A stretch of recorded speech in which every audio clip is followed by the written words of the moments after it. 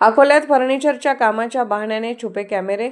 अकोल्यातील एका प्रतिष्ठित सोसायटीत महिलांचे आक्षेपार्ह व्हिडिओ तयार करून लैंगिक छळ केल्याचा गंभीर आरोप समोर आला आहे. फर्निचरच्या कामाच्या बहाण्याने बेडरूम आणि बाथरूममध्ये छुपे कॅमेरे बसवल्याचा आरोप असून नागरिकांनी संबंधित कारपेंटरला पकडून पोलिसांच्या ताब्यात दिलं आहे. मोतीउर रहमान शेख असं आरोपीचं नाव असून त्याच्या 2 मोबाईलमध्ये महिलांचे आक्षेपार्ह व्हिडिओ आढळल्याची प्राथमिक माहिती आहे. या प्रकरणी 30 वर्षीय महिलेच्या तक्रारीवरून जुने शहर पोलीस ठाण्यात गुन्हा दाखल करण्यात आला असून पोलिसांनी दोन्ही मोबाईल जप्त केले आहेत.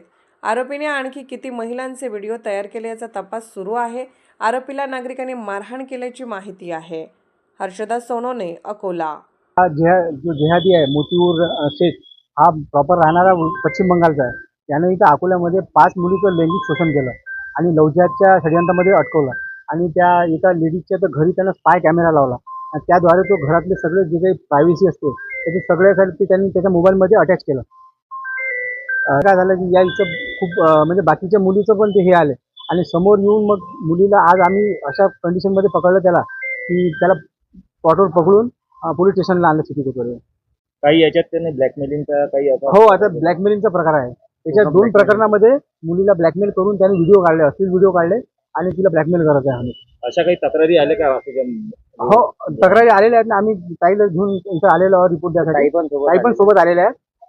काही महिलांच्या तक्रारी आहेत? आणखी काही 4 महिला आहेत. आणखी त्यातली आणखी एक महिला तक्रार द्या समोर आलेली आहे. तर यामध्ये 2 तक्रारी देण्यास महिला समोर आलेल्या आहेत.